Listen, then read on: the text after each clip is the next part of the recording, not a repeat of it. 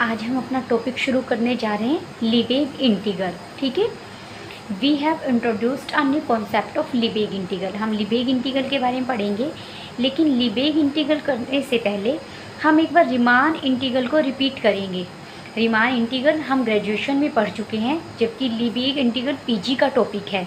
ठीक है, लेकिन अगर जिस बच्चे को रीमान इंटीग्रल आता है, इंटीग्रेशन आता है, तो उसके लिए लीबेग इंटीग्रेशन को समझना, लीबेग इंटीग्रल को समझना इजी हो जाता है। ठीक है, तो हम पहले रीमान इंटीग्रल के बारे में थोड़ा बहुत पढ़ेंगे और फिर दोनों में डिफरेंस क्रिएट करेंगे कि दोनों कॉन्सेप्ट में क्या डिफरेंस है, उनको कंपेयर करेंगे। ठीक है, तो पहले रीमान इंटीग्रल हमने ग्रेजुएशन में बहुत अच्छे से पढ़ा है। इस टॉपिक को क्या है, यहाँ पर कोई भी ए बी क्लोज्ड इंटरवल होता है, be a closed interval by a partition of A B. हम ए बी का कोई भी पार्टीशन करते हैं।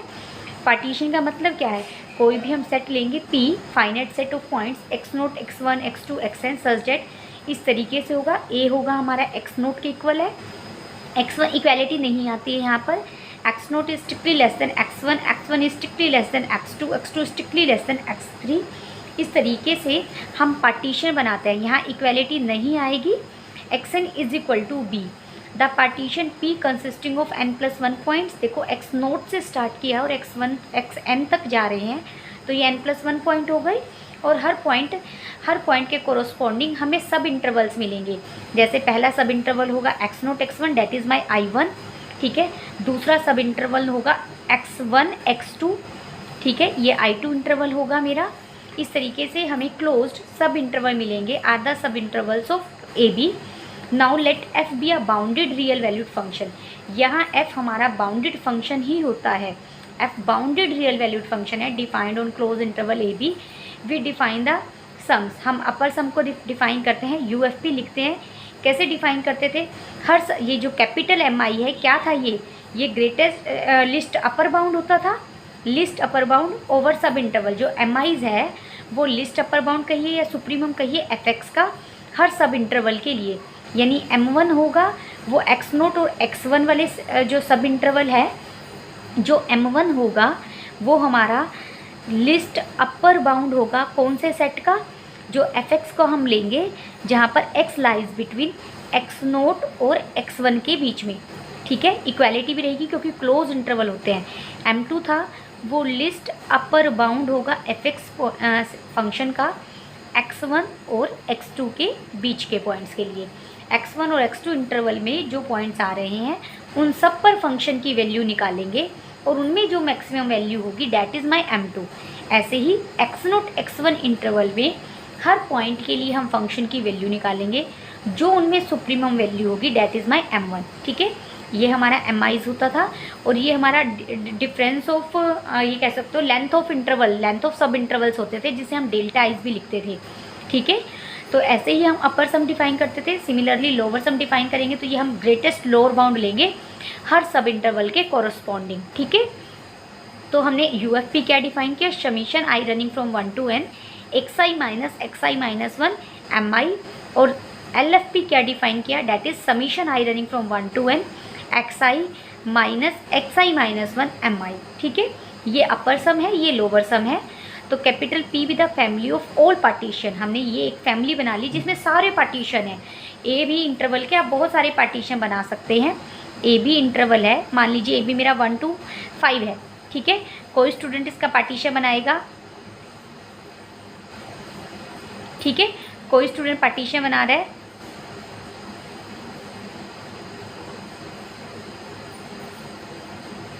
इस तरीके से तो हर बच्चा डिफरेंट पार्टीशन बनाएगा। तो इस इंटरवल के जितने भी पार्टीशन बन सकते हैं उन सब की सेट क्या है, P।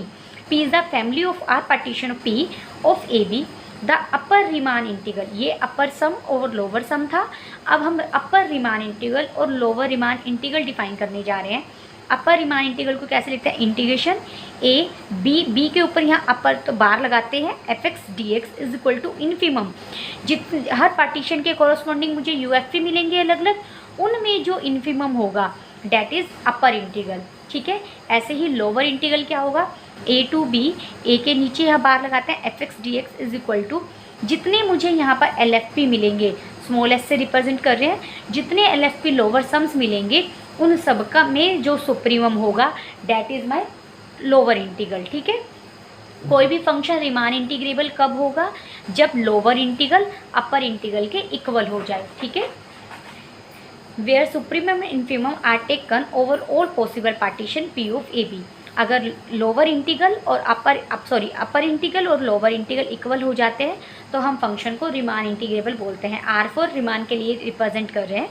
We denote it by R for Riemann, क्योंकि हम यहाँ लीबेग इंटीग्रल भी डिफाइन करेंगे तो आपको क्लियरली पता लग जाए। तो वो रीमान आर के लिए जहाँ लिख रहा है वो रीमान इंटीग्रल की बात है, जहाँ वो एल लिखेगा वो लीबेग इंटीग्रल की बात होगी, ठीक है। It be noted that Riemann integral of a function is defined on a close interval. पहली बात, रीमान इंटीग्रल हमेशा क्लोज इंटरवल पर डिफाइन होता है। Can not be defined on an arbitrary set. इसे आप किसी भी सेट पर डिफाइन नहीं कर सकते। Further the function which is to be integrand should be bounded. अभी मैंने कहा था फंक्शन का बाउंडेड होना मस्ट है। जिस फंक्शन को आप सोल्व करना चाह रहे हैं, जिसका इंटीग्रेशन फाइंड आउट करना चाह रहे हैं, दैट इज़ बाउंडेड, वो बाउंडेड होना चाहिए। Because entire concept is based on supremum and infimum value of the function. क्योंकि हम सारी बात सुप्रीमम इन्फीमम पर कर रहे हैं। सुप्रीमम और इन्फीमम कब एग्जिस्ट करेंगे, जब फंक्शन बाउंडेड होगा, बाउंडेड अबव होगा as well as bounded below होगा, तभी आप उसके सुप्रीमम और इन्फीमम की बात कर सकते हैं, ठीक है। Riemann integral as integral of a step function. अब हम रीमान इंटीग्रल को स्टेप फंक्शन के तौर पर दिखा रहे हैं।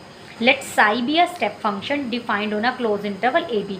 अगर साई कोई भी स्टेप फंक्शन है, स्टेप फंक्शन की डेफिनेशन की मैंने वीडियो भी बनाई हुई है, फिर भी मैं एक बार रिपीट कर देती हूँ कि इसके जितने भी सब इंटरवल्स बनेंगे उन सब इंटरवल्स पर ये एक फाइनाइट वैल्यू लेगा। यानी मान लीजिए मैं इंटरवल ले रही हूँ x0 टू x1, उस पर हर पॉइंट पर ये वैल्यू c1 लेगा। अगर मैं इंटरवल लेती हूँ x1 to x2, her point पर साई x वैल्यू क्या लेगा, c2 लेगा। हर सब इंटरवल पर ये एक फाइनाइट वैल्यू लेगा, स्टेप वाइज डिफाइन करेंगे, ठीक है। जैसे मैं ऐसे डिफाइन कर दूँ, psi x is equal to c1 for x0 less than equal to x less than equal to x। एक तरफ यहाँ क्लोज्ड रहेगा, c2 ले लेंगे, तो यहाँ x1 की तरफ से मैं क्लोज ले रही हूँ हर जगह x2, ठीक है। तो हर सब इंटरवल के लिए ये एक फाइनाइट वैल्यू लेगा, ci वैल्यू लेगा। तो इस तरीके से हम स्टेप फंक्शन को डिफाइन करते हैं। जहाँ पर ये हमारे पार्टीशन है, यहाँ इक्वालिटी नहीं आएगी। मैं फिर कह देती हूँ बच्चे, ये इक्वालिटी नहीं लिखेंगे आप एग्जाम में, गलत हो जाएगा question. Is a partition of A B, define the elementary integral of psi over A B.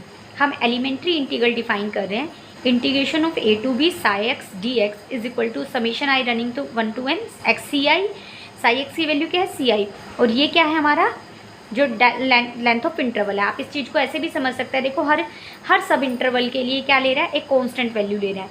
तो हम यहाँ पर नॉर्मली जब रीमान इंटीग्रल की बात करते थे, मैं कैपिटल एम आई और स्मॉल एम आई लिखते थे।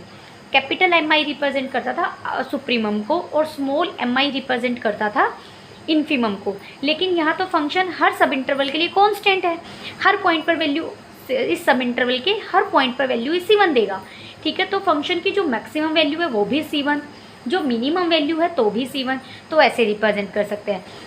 अदरवाइज़ मैंने एलिमेंट्री इंटीग्रल पर एक वीडियो बनाई हुई है अलग से, मैं आपको वो भी सेंड करूँगी, ठीक है। आप उस वीडियो को देख लेंगे, ठीक है।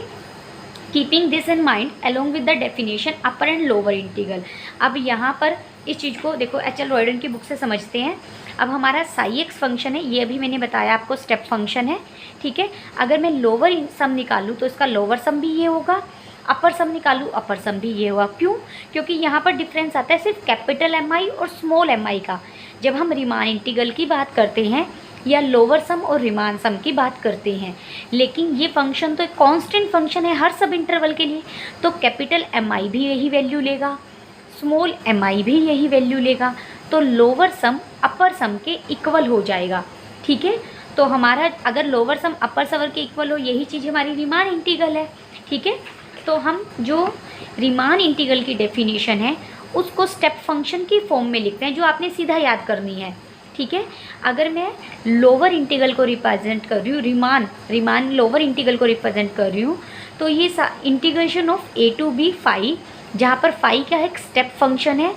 और कौन से फाई, वो सारे फाई जिस फंक्शन के, जिस f के लिए मुझे फाइंड आउट करना है उससे less than equal to value लेते हैं इस सेट पर, इस इंटरवल पर, इस इंटरवल पर जो सेट फंक्शंस एफ से कम वैल्यू लेते हैं, यानी 5x less than equal to fx है, उन सारे स्टेप फंक्शन के इंटीग्रल लेंगे और उनमें से जो सुप्रीमम होगा वो इस इंटीग्रल की वैल्यू होगी। ठीक है, हम स्टेप फंक्शन की सेंस में रिप्रेजेंट कर रहे हैं। नोट्स में डायरेक्ट यही चीज़ लिखी हुई है कि R A to B bar fx dx को कैसे रिप्रेजेंट करेंगे, infimum of A to B psi dx for all step function where psi is greater than equal to f।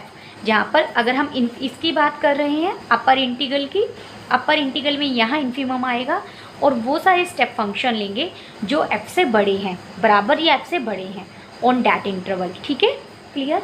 तो स्टेप, आप ये डेफिनेशन याद रखेंगे रीमान इंटीग्रल की step function की सेंस में।